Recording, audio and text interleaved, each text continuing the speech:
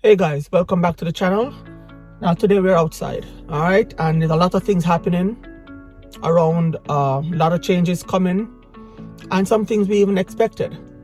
Now, first on the list right now, as you all know, Gully God Movado, his son has been sentenced to life, and he's 18, charged and convicted for murder, and eligible for parole in 22 years. So he's 18 now, so that means when he's 40. A lot of other additional charges there. 15 years for possession of firearm, 15 years for arson. So he might go on with a whole heap of things. Now people have things say, hey, his father, big millionaire, big artist, big face, a dancehall, and he would have everything he wants. He wouldn't need to go negative because daddy can't get everything. Movado have houses, cars, all of things are going. But you see, when people want to be bad, they ain't gonna be bad. And you can't take a badness out of them because some people just like that lifestyle. They want to be a Dan, they want to be this and they want to be that. No, I'm not gonna speak on everything because nobody knows everything. Nobody knows exactly what's going through his mind, why he did what he did. We can assume, we can speculate, and it can be good assumptions and good speculations, but nonetheless, it's just what it is. It's a sad outcome for your young life. Another you get locked up, and not because he's eligible for parole in 22 years doesn't mean he's going to get parole. He can just meet the minimum requirement, the minimum time served. That can still be blocked. So, that's just something, unfortunately, for them to look forward to. Now, once again, the Jamaican Prime Minister has proposed newer, stronger regulations to combat COVID. People already are suffering. People already, they're below or at their breaking points. Stronger measures just means that more people go get locked up, more people go get charged, and more people go suffer. Because what I think, in my opinion, and if you look at stronger ways how we can help the lower class, middle class, and those who aren't in any class per se, how we go help them, how we go help them feed their families, how we go help them, sustain a job, pay their bills and stuff like that. Because stronger measures just means that you go force people now to stay home and comply to the regulations. Most persons can't. And people who are in a good position, it's hard for them to see. It's either first to say, why do people must stay home? They might mess up this and then just spread the virus more and more because we have it different, or we might have it easier. But if you understand, say, if some persons don't get up and move, some bills don't get paid, some kids don't go to school or eat. Some of them not eat because every day they go hustle. That's when the payments, and that's when, them get the funds to actually live for the next day. So what are the propositions from the government to deal with those cases? Then tell people, say, okay, we go tighten restrictions now. As in here, Buju Banton, when they say, $10,000 for breaches, $2,000 for assault police, indecent language, $1,000 10 days. Let's find more ways, in my opinion, again, to squeeze people's neck and understand the underlying cause, are the social issues that people are facing. And without addressing these and say, here, people's main reason are money and food and how to fend and fight for them, fight for their life, fight for them living. Now, there are some people who just don't care. Like this video here now. People in a party, no face mask. Anywhere a party can keep. Even an ice shop, in a cook shop, run a house back, in a gully. Anywhere people can keep a party, they're going to keep a party because the part of the social setup of the culture. Most of them now think. So I can understand those people, but at the end of the day, you have one big net to go cast. And a lot of innocent persons are going to get trapped in that net. Some people really legit just go out there and probably break the curfew a little longer just to make a little more, because what you have barely reached where you want it to reach. And those are things the government need to look at, because the government are in a good position. The Prime Minister, all of those ministers are well off. Their pay no cut, their funds no cut, them cost of living, their life no change. Everybody else life change, and all the decisions they make are affecting everybody else. Them say feel good at the country, but if you understand, every night I go and go eat big food, on a big meal, you have to worry about bills, you have to worry about the kids. All the best for you guys. What happened to the little people them? What can't handle it? What can't make it happen? If you look into that. You get what I say? So we have to see what other stronger measures they go come with, you know, and how they go enforce it, and you know, all those little things. But it's just a sad situation across the world, you know, and we just have to keep in mind and be grateful more while say, hey, those of us or most of us who are not, who don't have the government foot pounding neck that hard. You can't look down and talk bad about the people who would try go out, they go do them thing, because if you were in that situation, what would you do? Rent come up, kids hungry, no food in the house, and you forgot they're going to make money, but the government has a here, that can't go on, that can't go on, that can't go on.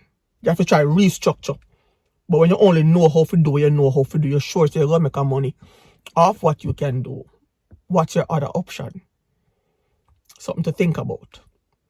Now, we have a next video now with Hawkeye, you know, the emergency response team.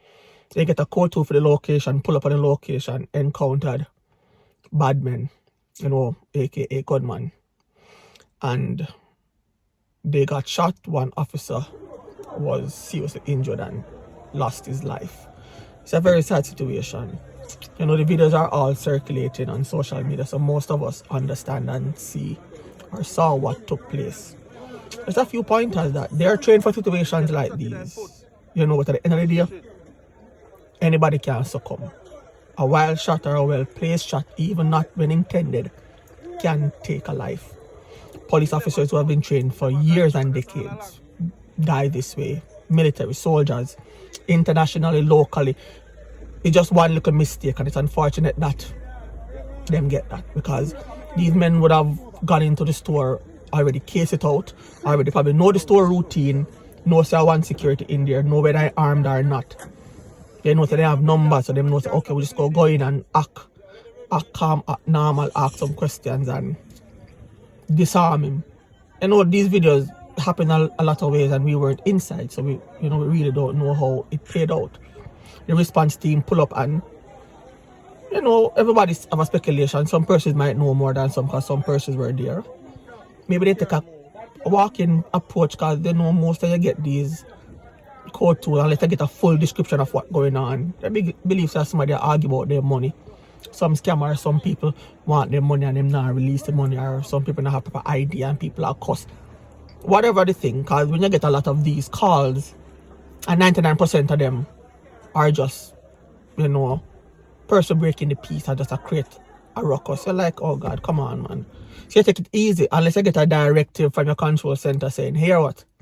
Gunmen on location, armed robbery in progress. Then you have to take a different approach. Your mindset have to be different, you know. So you have to go in fully tactical, fully aware. You call for ample backup. You don't not just run in.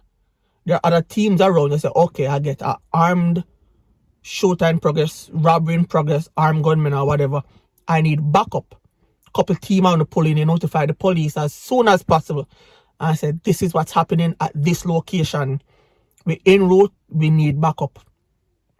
To mitigate those persons escaping, or to mitigate the damage and the death toll, as say. But you see in a particular video, the guy, one of the gunmen, is there, and he look like he has two guns in his hand, one handgun in his right, one in his left, and he's just shooting wildly. And then the officer is just behind him, they're just exchanging round. You have to be mindful of gunshot. Cover is your best friend. You know, tactic and that ease approach is your best friend. Because you can't run off a man who actively fire off. It's not like in the movies, it don't happen so. You know? But then again, I can't speak for what was in his mind or what he saw or what he thought. It's just sad that, you know, he succumbed to his injuries. And, you know, that just shows a police, soldier, security guard. Everybody who work with money or who have an expectation, even homeowners who are defending family. You have to be mindful of what you can do and what you can't do and how situations play out and how you need to react and act in these, you know, circumstances. It's just very unfortunate. You know, I know that Hawkeye I know that those guys are well trained, various tactics and techniques, shooting and whatever, but at the end of the day, a shot well placed will take any life. So you always have to be mindful of that. And just know, say, treat every situation as an armed confrontation unless or until you prove it to be less than that. You know, a code to with a panic button pressed, maybe a phone call made. You have to treat that as very, very serious. The person armed, the whole of people, guns are in play because everybody would do things now have a gun. So if you look into those things, so just a few of the headlines what's circling around, during COVID, things still out of control. And it's just causing more and more pressure on poor people and those who are less fortunate. And I go out every day, I try